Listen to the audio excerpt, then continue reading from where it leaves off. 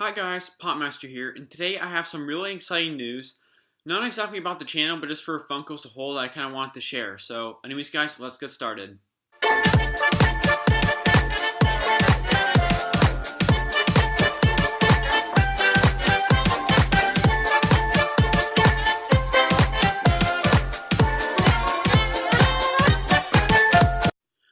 Alright guys, so when I'm talking about this news, this was an article that was written by a CNN Business, and basically what they did is that they interviewed Brian Mariotti, who, if you guys don't know, he is the CEO of Funko, and then he actually revealed something really cool. So he said that Funko is going to be opening up a quote-unquote giant toy store in Hollywood. So that was really exciting news. A lot of people, and when that broke this morning, a lot of people in the community were really excited about it. So I kind of skimmed through the article, so I'm just going to go through it with you guys. I mean, I'm not going to read, everything word for word or anything, but yeah, I'm just going to go through all the details and sort of, my reaction about it, because there's some other stuff, in here. So yeah, it's going to do the article and my reaction. So let's just get into it. So yeah, it kind of starts talking about, how a lot of so like it's kind of talking about how a lot of like toy businesses are kind of failing right now, but Funko's I guess thriving, so to speak. And I feel like that's kind of because they kind of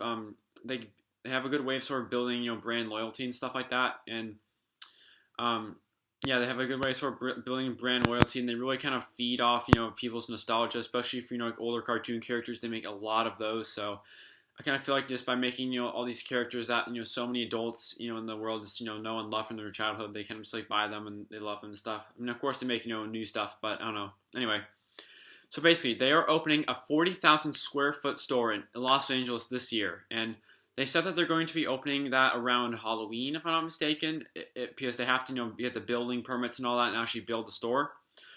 So yeah, he said that Brian Mariotti said that he said so many people are looking for an experience when they shop, not just buying things. This is retail times pop culture. And yeah, I feel like that's kind of pretty accurate. I think I've mentioned this several times on the channel, but I've been to Funko HQ and it didn't feel like a store. It really felt like a cool, true experience. There's so many, things you take pictures with, and you walk around. The displays are really, neat and organized, and it was just so fun.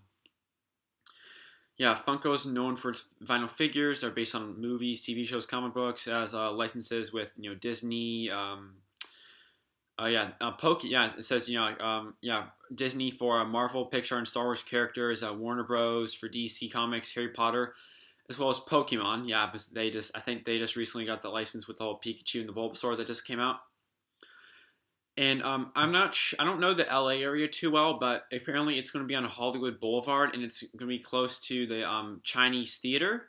If you guys know that, then I'm not sure where that is. If it's in a good part of town or a bad part of town. I've only been to LA like once or twice.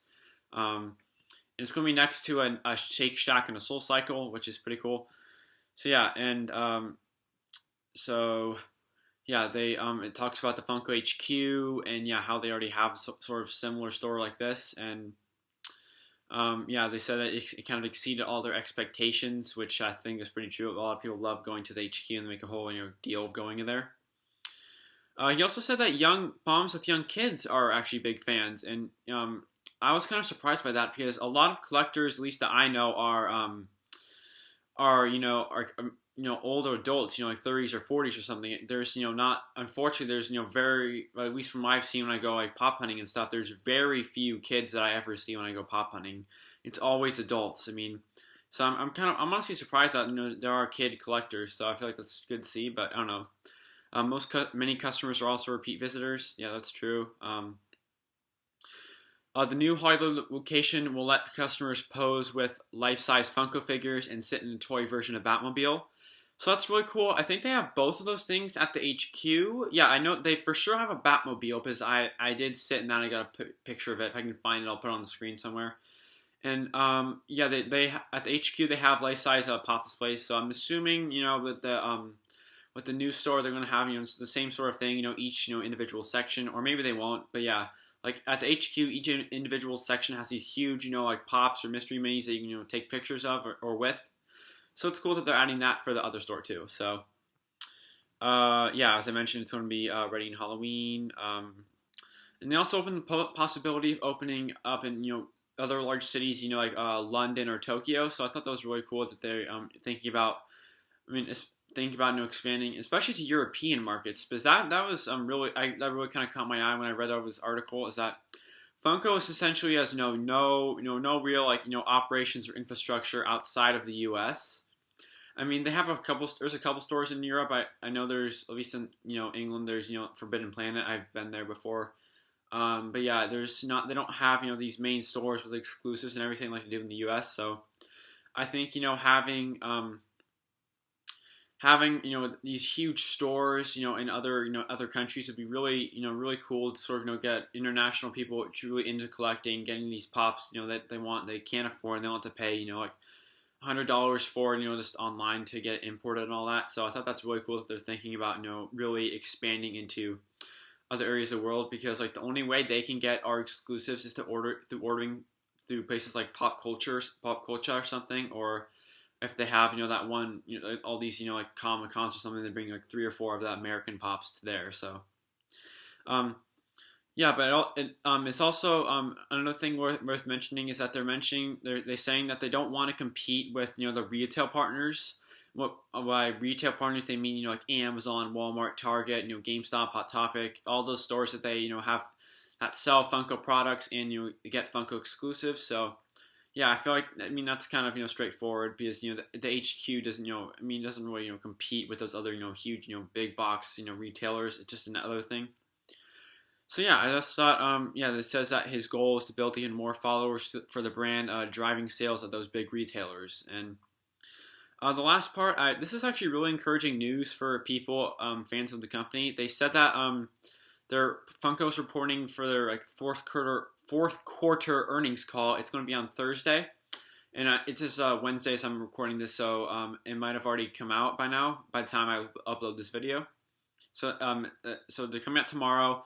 They're going to talk about more details about this store or just retail plans in general. I think that's what the article is saying here. What's really encouraging is that they said that sales have risen nearly 20% from a year ago, and that the earnings per share for the stocks have doubled. And also that means that the stock's up more than 50% than last year. That's good for 2 reasons. One, I remember when Funko first launched their first went public, their stock was really suffering for a while. So it's really encouraging to see their stock getting value, getting up in price, which is good for the company. And also sales have risen nearly 20%, and that is really encouraging for me, because there's a lot of people out there who are saying, oh, Pops are next to Beanie Babies are going to die out in a year or whatever. But the fact that they've risen 20% over the past year doesn't really show that they're slowing down at all, but they're getting bigger. And I was initially thinking that they're maybe that I'll admit the slightest doubt starting to come into my mind in regards to that question. I was beginning to think that Funko may be at the start of its gradual decline, because a lot of the Funko Shop items they're releasing lately have not been selling out at all. There have been very few of these real like hype products that have been coming out. I'm not sure if that's just just because people don't like what's coming out, or if it's just an overall decline of the brand. So I'm really happy. Seems like the former. Yeah, not a decline of the brand, just like consumer choice basically. So yeah, that was really encouraging to see. But yeah, that is the end of the article. Yeah, I just kind of want to cover this with you guys. I know it's not directly related to Pops, but it's Funko, so I thought I'd mention it. And especially since I already covered an article with the Star Wars Pops that came out a few months ago, I thought I would cover this because it's important. I want to share it with you. But yeah, this has been another episode of Popmaster, me going over this new article about Funko. Thank you guys so much for watching, and have a great day. Bye.